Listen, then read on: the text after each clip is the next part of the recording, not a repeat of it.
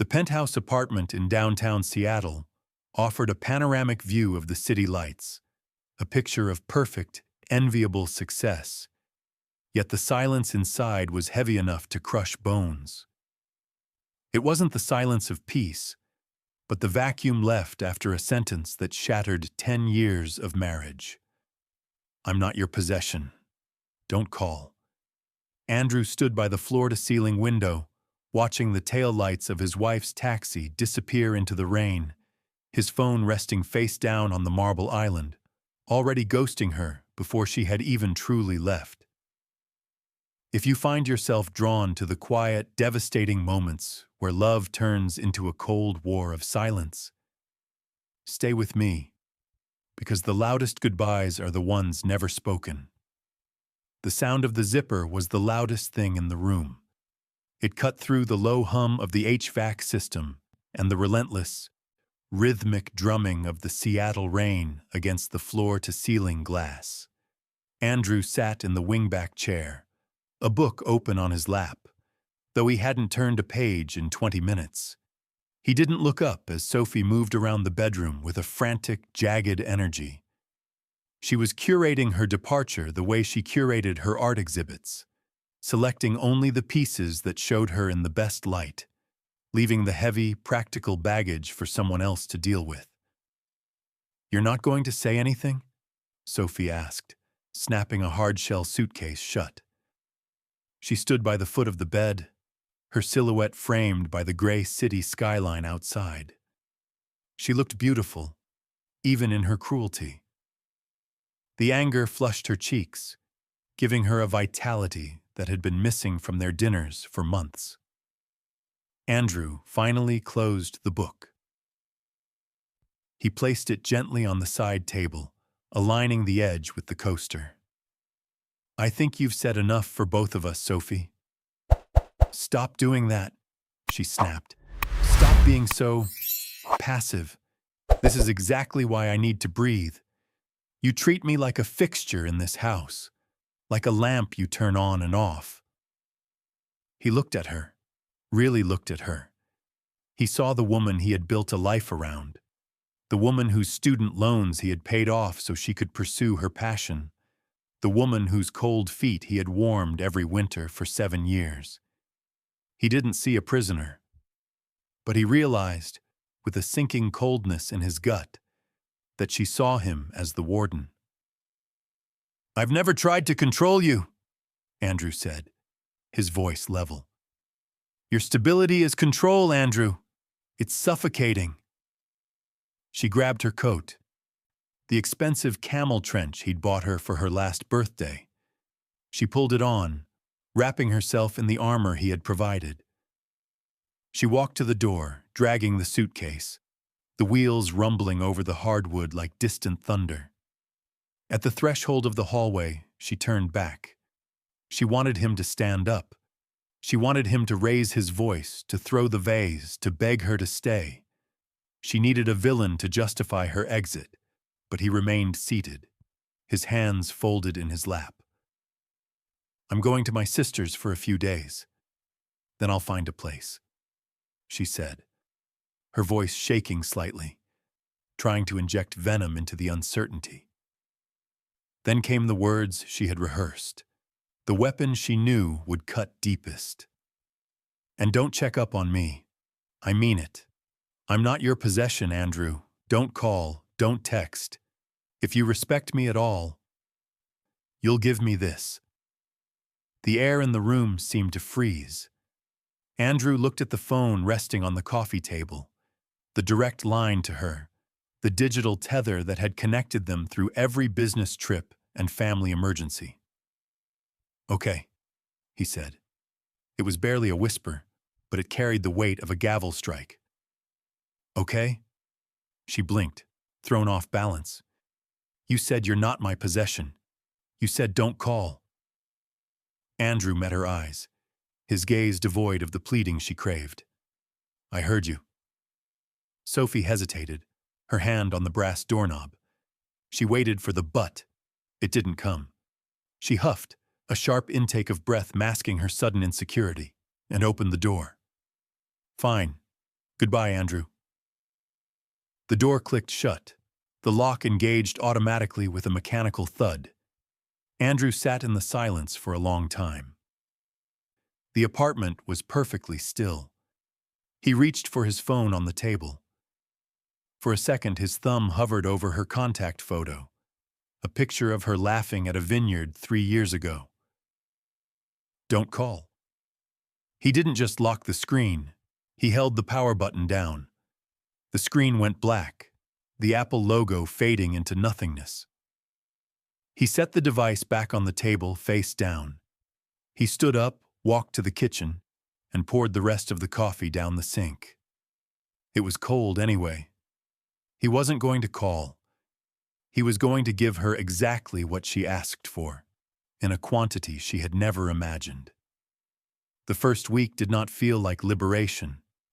It felt like a phantom limb ache. Andrew moved through the apartment with the precision of a ghost haunting his own life. The space, designed with open concepts and clean lines, had always felt spacious. Now, without Sophie's scattered art magazines, her half-drunk cups of herbal tea, and the faint scent of her vanilla perfume, the apartment felt cavernous. It was Tuesday evening, 4 days since she had walked out. The rain was still falling over Seattle, a relentless gray curtain that matched the interior of the penthouse. Andrew stood in the living room, holding a silver-framed photograph that had sat on the mantel for 5 years. It was from their honeymoon in Tuscany. Sophie looked radiant, leaning into him, her eyes bright with a promise that now seemed like a fabrication. He didn't throw it. He didn't smash the glass. That would have been the reaction of a man trying to control his anger. Instead, Andrew opened the bottom drawer of the console table, the junk drawer where they kept batteries and spare keys, and placed the photo face down inside. He closed the drawer. The click was soft, final. It was a small act of erasure. If he was not her husband, he would not be the keeper of her memories. Across the city, in a crowded wine bar in Capitol Hill, Sophie was performing happiness. She sat in a booth with her sister Elena and 2 friends from the gallery. The lighting was low, the music thumping with a bass line that vibrated in her chest. Sophie laughed at a joke she hadn't really heard, her hand instinctively reaching for her phone on the table. She unlocked the screen. No notifications. She opened Instagram. She had posted a story an hour ago, a candid shot of her holding a glass of Pinot Noir, captioned, "New beginnings and old friends."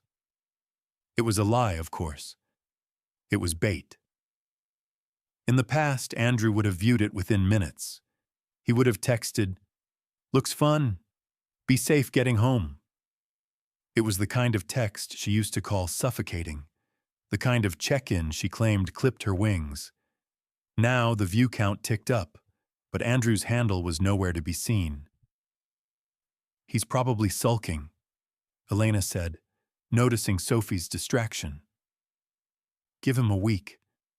He'll be begging you to come back to the suburbs of boredom." "I told him not to call," Sophie said, swirling her wine. I expected him to at least watch the story. It's like he dropped off the face of the earth." "Isn't that what you wanted?" Elena asked, raising an eyebrow. "Total autonomy?" Sophie forced a smile, but it didn't reach her eyes. "Exactly. It's a relief." But it wasn't a relief. It was a gnawing anxiety. Every time the door of the bar opened, letting in a draft of wet air, she looked up, half expecting to see Andrew's tall, broad-shouldered figure standing there, looking for her. She wanted the validation of his pursuit, so she could have the satisfaction of rejecting it again. Back in the apartment, Andrew sat on the edge of the bed. The urge to call her was a physical pain in his chest. He wondered if she was warm enough, He wondered if she remembered to take her vitamins. He wondered if she was safe. His thumb hovered over her contact. Just one text, his mind whispered, just to make sure she's okay. Then he remembered her face in the hallway. I'm not your possession.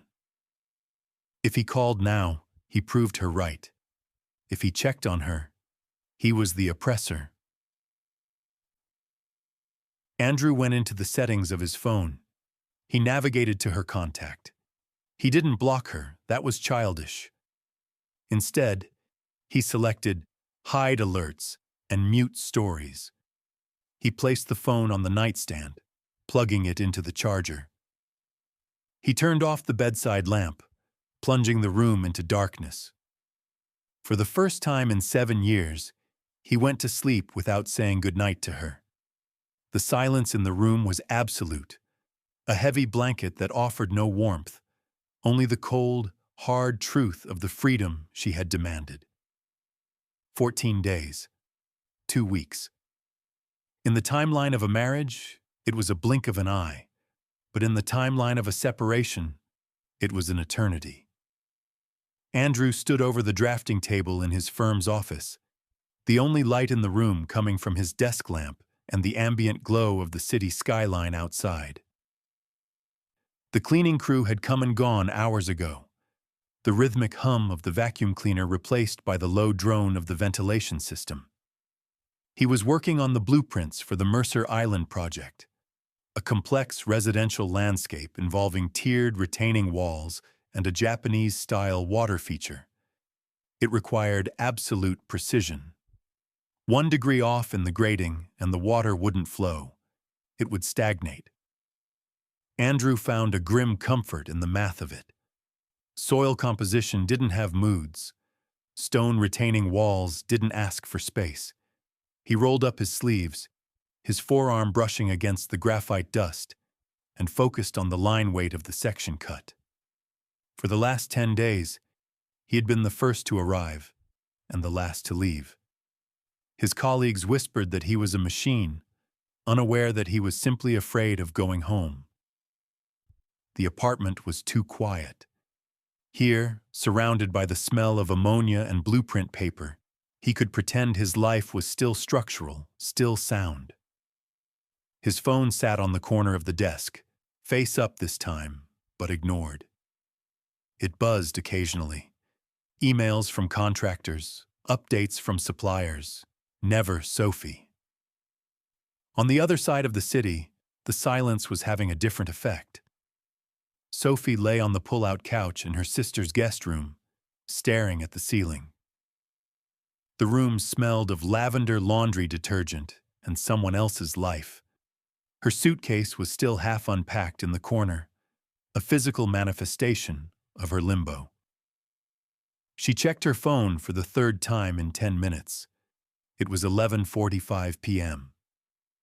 Nothing, she whispered to the empty room. The novelty of the first week had evaporated, leaving behind a residue of irritation.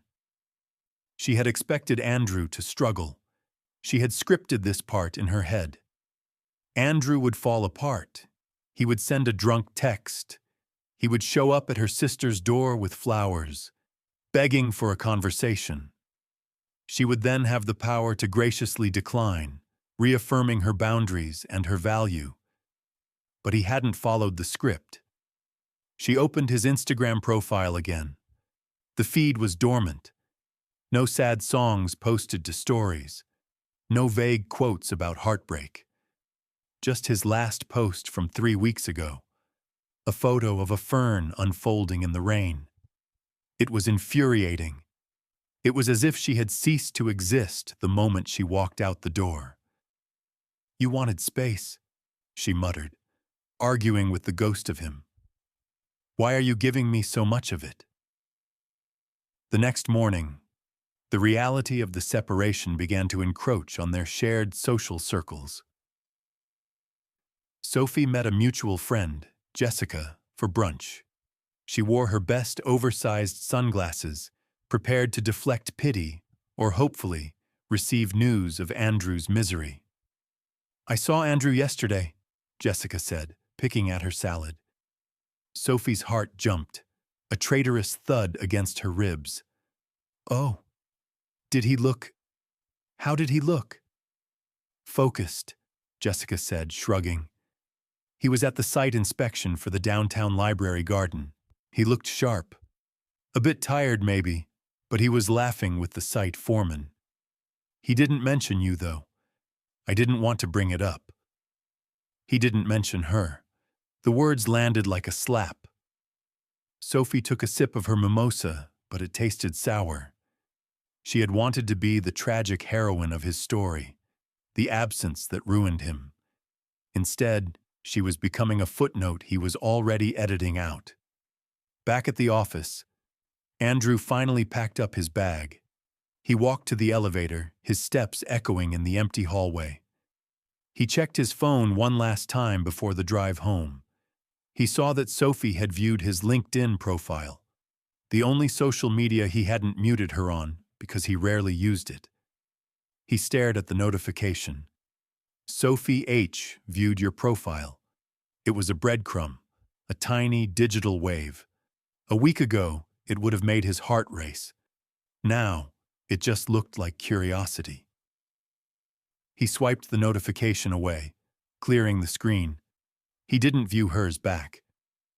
He stepped into the elevator and pressed the button for the garage, descending into the dark. The gallery in Pioneer Square was the assault on the senses. Concrete floors, exposed brick, and a crowd that buzzed with the frantic energy of people trying too hard to be relevant. The air was thick with the smell of cheap white wine and expensive perfume. Sophie stood near a sculpture made of twisted rebar and neon lights, her smile fixed in place like a mask. Beside her, Lucas was holding court. He was 28, with disheveled hair that was carefully styled to look accidental, and a paint-stained jacket that Sophie had once found charmingly authentic. Now, under the harsh gallery lights, it just looked dirty. The duality of the medium is the point, Lucas was saying to a group of nodding art students, gesturing wildly with his plastic cup of wine. It's about the rejection of structure. Structure is death. Chaos is life. Sophie shifted her weight from one foot to the other. Her heels were digging into the concrete, sending sharp lines of pain up her calves. She checked her watch. It was only 9:30 p.m. In her old life, the life she had dismantled 3 weeks ago, she would be at home right now. Andrew would be reading in the living room, the space filled with the soft, warm light of the floor lamps. There would be a bottle of sparkling water waiting for her on the coaster. The silence would be restorative, not empty. "Sophie, babe, you're drifting," Lucas said, slinging a heavy arm around her shoulders. He smelled of cigarettes and stale beer. "You okay? You look like you're at a funeral." "I'm fine," Sophie said, gently removing his arm. "Just a long day." "You need to loosen up." Lucas grinned, his eyes already wandering to a younger girl in a mesh top across the room. "We're going to the after-party at the Lofts. It's going to go all night." The thought of an after-party made Sophie's stomach turn. "I think I might head back," she said. Lucas didn't even try to hide his relief. "Cool. I'll catch you later then?" He didn't offer to walk her to a cab. He didn't ask if she was safe. He simply turned back to his audience. The freedom he offered, feeling suddenly cold and indifferent. Sophie walked out into the rainy Seattle night. The street was slick and dark, the street lamps reflecting in the puddles like smeared oil paintings. She shivered, pulling her trench coat tighter. She fumbled for her phone to call an Uber, her fingers numb from the cold. She opened the app, but her thumb drifted to the messages icon. The chat with Andrew was buried under 3 weeks of silence, but it was still there. She stared at his name. The urge to reach out was overwhelming. She didn't want to beg. She just wanted to know that someone in this city cared if she got home or not. She wanted the possession of being someone's priority. Her fingers trembled as she typed. I'm at the gallery on Main. It's raining. It was a test. A bait. If he replied, if he offered to pick her up, she could tell herself he was still the controlling husband she needed to escape. But deep down, she knew she was praying for the headlights of his Volvo to cut through the rain. She hovered over the send button. The rain matted her hair against her cheek. A group of drunk college students stumbled past, shouting, "I'm not your possession, don't call." Her own words echoed in her mind, sharp and mocking. If she sent this, she lost. If she sent this, she was just another hypocrite who wanted freedom only when the weather was nice. Sophie grit her teeth and backspaced. She deleted the message, character by character, until the text box was empty again. She closed the messaging app and booked the Uber. When the car arrived, it smelled of pine air freshener and wet dog. As she sat in the back seat watching the city blur past, she realized that the chaos Lucas preached wasn't life. It was just noise. And for the first time, she understood that the structure Andrew provided wasn't a cage. It was a foundation. But a foundation, once cracked, is not easily repaired. The rain had finally broken, leaving Seattle under a rare, crisp blue sky that felt like a judgment. The sunlight was unforgiving. It exposed the grime on the windows and the cracks in the pavement, just as it exposed the stark reality of Andrew's new routine. Andrew sat at a corner table in the Slate, a coffee shop near his firm that smelled of roasted beans and expensive cologne. Across from him sat Clara, the senior structural engineer on the Mercer project. Clara was 40, sharp-featured, and possessed a dry, architectural wit that Andrew had always appreciated but never fully engaged with. For years, his interactions with female colleagues had been guarded, filtered through the lens of a man deeply married and careful not to disrespect his wife's insecurities. But today, the filter was gone. The grading on the north slope is a nightmare, Clara said, tapping her pen on the blueprints spread between them. She looked up, her eyes crinkling at the corners. But your solution for the drainage? It's elegant. Annoyingly elegant. Andrew laughed. It was a rusty sound, unfamiliar in his own throat, but it was real. I had a lot of time to think about it this week. Insomnia has its professional perks. Well, your lack of sleep is the firm's gain, Clara smiled, taking a sip of her latte. You look different, Andrew. Less heavy.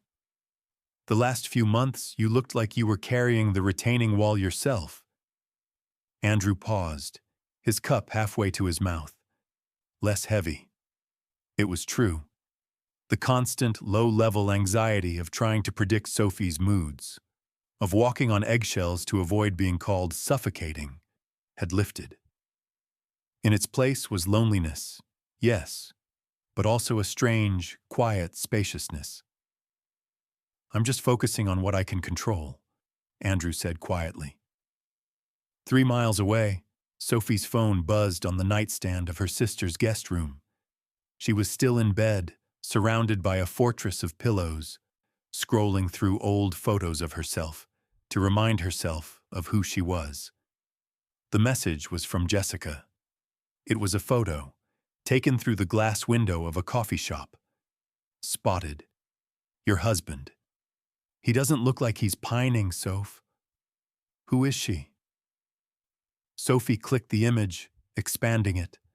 Her breath caught in her throat. The photo was grainy, but the subject was undeniable. Andrew was leaning forward, sleeves rolled up, looking at a woman with dark hair. He wasn't crying. He wasn't staring into the middle distance with a haunted expression.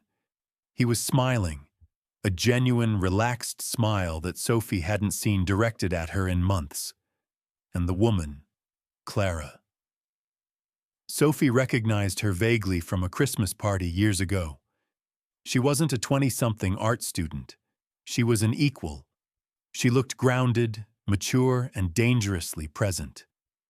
Panic, cold and sharp, spiked in Sophie's chest. She had expected him to wait. She had banked on his loyalty being a static resource, something she could draw from whenever she decided she was done finding herself. She had imagined him checking his phone every 5 minutes, miserable in their empty apartment. She hadn't imagined this. Andrew, bathed in sunlight, sharing a morning coffee and a moment of connection with someone else. "He's not supposed to be happy," she whispered, the words slipping out before she could check them. The realization hit her with the force of a physical blow. She hadn't just asked for space. She had vacated her seat at the table.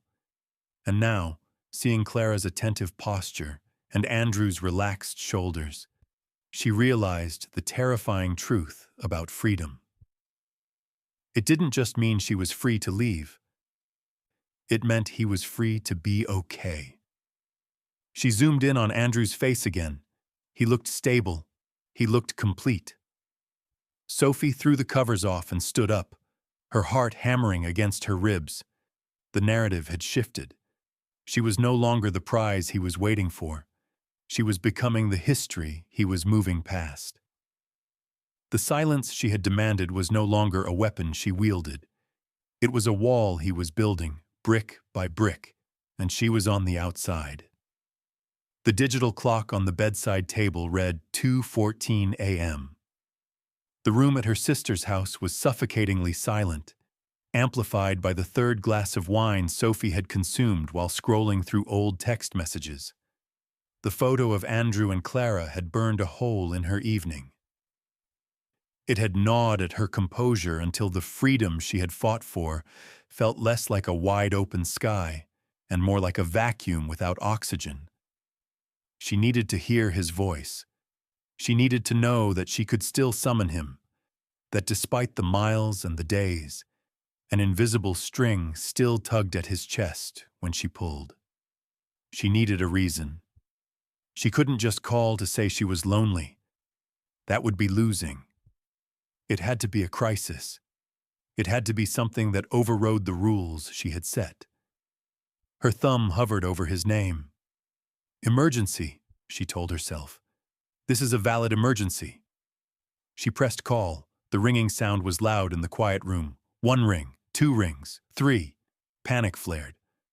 What if he's with her? What if he's not home? On the 4th ring, the line clicked open. "Sophie?" His voice was rough with sleep, deep and groggy. It wasn't the frantic, worried Sophie she was used to when she called late.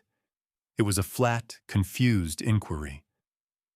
"Andrew," she breathed, sitting up, clutching the duvet. "Andrew, I think I left the gas on, the stove, the back burner." There was a pause on the other end. A long, heavy silence where she could hear the rustle of sheets. "You haven't been here in 3 weeks, Sophie," Andrew said. His voice was clearing, shifting from sleep to that calm, architectural tone he used with difficult contractors. "The cleaning service has been here twice. I've cooked dinner every night. The gas is not on." "Are you sure?" she pressed, her voice pitching up, trying to inject a tremor of genuine fear into the lie. "I had this vivid nightmare. I just felt it. Can you please check? For me?" She waited for the sigh. She waited for him to say, "It's okay, babe. I'll look. Stay on the line." She waited for the intimacy of shared domestic worry. "I am looking at the stove right now," Andrew said. He didn't say he had walked to the kitchen. He must have been standing in the doorway of the bedroom, able to see the open-plan island. It is off. Everything is off, Sophie. Oh, she whispered. The excuse evaporated, leaving them with nothing but the dead air between them. I was just so scared. I couldn't sleep. This was the opening. This was where he was supposed to ask, "Are you okay? Do you want to come home?" "You should try melatonin," Andrew said. The suggestion was practical, clinical, and devastatingly polite. It helps with the adjustment. The stress of moving is hard. He was treating her like a tenant who had moved out and was having trouble settling into a new lease. "Andrew," she said, her voice cracking for real this time. "It's raining here. I feel—" "Sophie," he cut her off gently. Not with anger, but with a boundary that felt like a steel door closing. "You asked me not to call. You said you weren't my possession. I'm respecting that. You're safe. The stove is off. Go to sleep." "Wait," she said, desperation clawing at her throat. "Who is Clara?"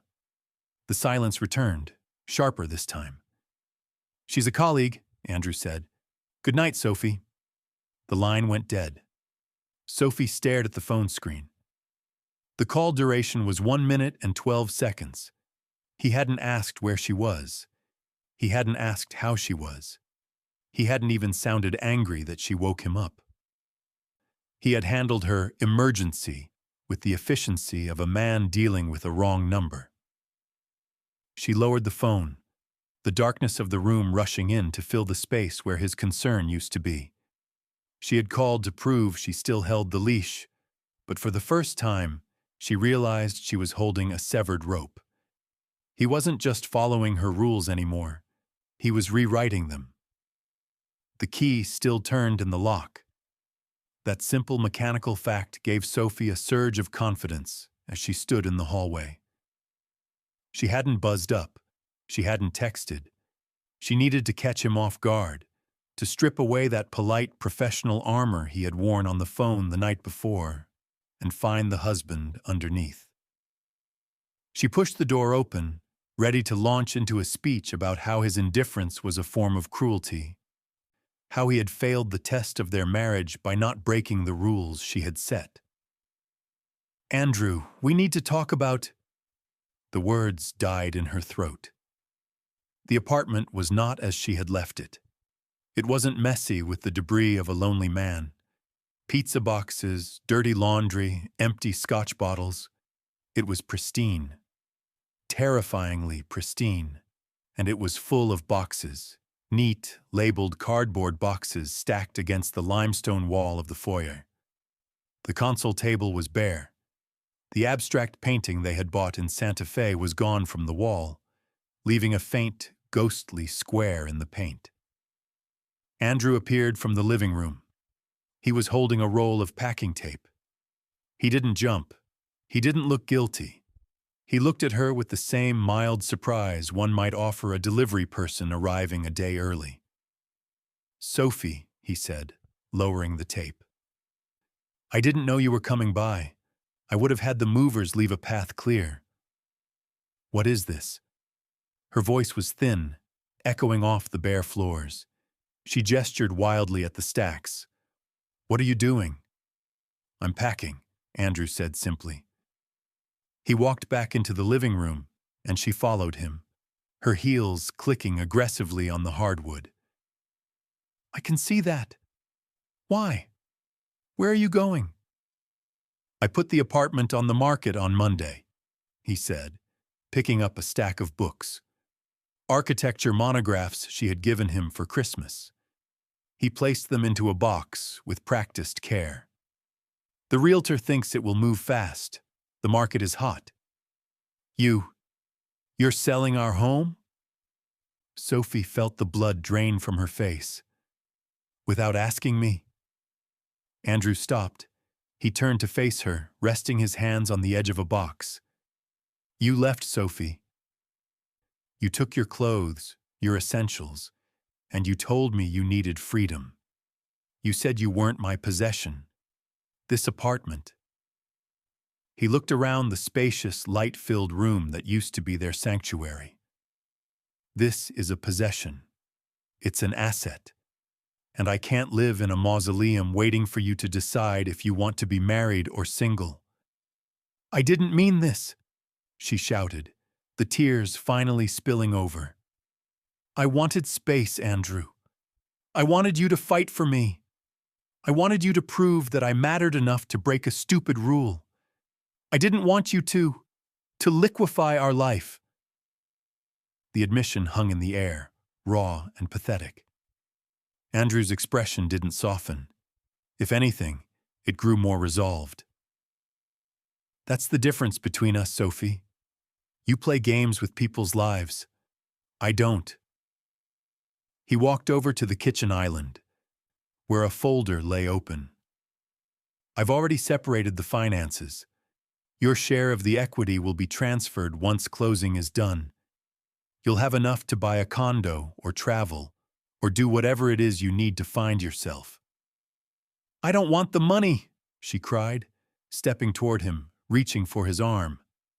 I want you to stop packing. I want you to look at me and tell me you don't love me anymore. Andrew didn't pull away, but his arm was rigid under her touch. He looked down at her, his eyes clear and devastatingly dry. I love you, Sophie, he said. The words gave her a flicker of hope, which he extinguished immediately. But I love myself enough not to be an option you keep on a shelf. You wanted to know if freedom cuts both ways?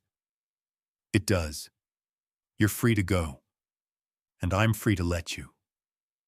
He gently removed her hand from his arm. Please. I have the stagers coming at 8 tomorrow morning. I need to finish this. He turned his back on her and ripped a strip of packing tape. The harsh, zest sound of the tape sealing the box was the loudest noise Sophie had ever heard. It was the sound of a door locking, not from the outside, but from within. The rain had returned, a fine mist that coated the city in a sheen of premature twilight. It was fitting weather for an ending. Outside the high-rise, the moving truck idled, its exhaust puffing white clouds into the damp air. Andrew stood by the open door of his Volvo, his coat collar turned up against the chill. He looked at the building one last time, not with longing, but with the detached appreciation of an architect admiring a structure he no longer inhabited. Sophie stood on the sidewalk, arms wrapped around herself. She was wearing the same camel trench coat she had worn the night she left, but it hung looser on her frame now. The past month had carved hollows beneath her cheekbones. "That's everything?" she asked. Her voice was brittle, barely audible over the hum of traffic.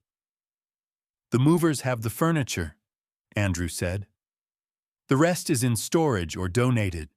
I left the files for the transfer of ownership on the kitchen counter. The keys are with the concierge." He was so efficient, so painfully organized. He had dismantled their life with the same steady hands he used to draft blueprints, leaving no jagged edges, no mess.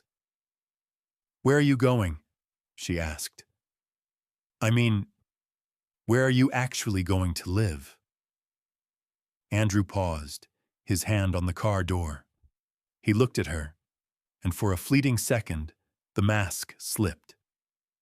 She saw the sadness there, deep and sedimented, but it wasn't fresh. It was the sadness of a grief that had already been processed. "I took a project in Portland," he said. "A restoration of a Japanese garden. It's quiet there." "Portland," she repeated. It was close enough to drive, but far enough to be a different world. "You should take care of yourself, Sophie," he said. He reached into his pocket and pulled out a small envelope. "I canceled the joint cards, but I left a check in here to cover your rent at a new place for 6 months, until you get settled." He held it out. Sophie looked at the envelope. It was the final transaction, the severance package, If she took it, she was acknowledging that she was no longer his wife, but a liability he was paying off. She took it. Her fingers brushed his, a shock of warmth against her cold skin, and she saw him flinch. Just slightly. A muscle in his jaw jumped. He wasn't a robot. He was just a man who had decided to stop bleeding for someone who enjoyed the sight of the blood. "I didn't think you'd actually go," she whispered. "I thought—" "I know," Andrew said softly. "You thought I was a possession, something you could put in storage and take out when you were bored." He opened the car door. The interior light flooded the gray pavement. "Andrew," she choked out. "I'm sorry." He stopped. He looked at her, his eyes softening with a final, terrible pity. "I know you are, Sophie. But you're also free. Don't waste it." He got into the car. The door thudded shut, sealing him inside his new life. Sophie watched as the Volvo pulled away, merging into the stream of taillights heading toward the highway. The moving truck followed, a lumbering beast carrying the remains of 7 years. She stood alone on the curb. The city noise rushed in to fill the silence he left behind. Sirens, honking horns, the chatter of pedestrians. It was the vibrant, chaotic, unattached life she had screamed for. She had her autonomy. She had her space. No one was calling her. No one was checking on her. She belonged to no one. Sophie looked up at the gray sky, letting the rain mix with the tears on her face. She had proved that freedom cuts both ways, and now, holding the check in her trembling hand, she finally understood the nature of the wound. It was clean, it was deep, and it would never fully heal.